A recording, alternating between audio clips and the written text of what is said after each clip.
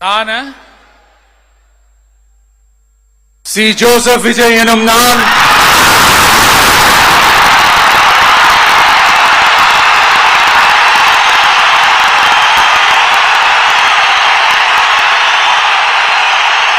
சட்டப்படி அமைக்கப்பெற்ற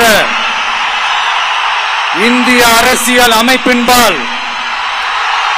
உண்மையான நம்பிக்கையும் மாறா பற்றும் கொண்டிருப்பேன் என்றும் இந்திய நாட்டின் ஒப்பில்லாத முழு முதல் ஆட்சியையும் ஒருமையையும் நிலை நிறுத்துவேன் என்றும் தமிழ்நாட்டு அரசின் முதலமைச்சராக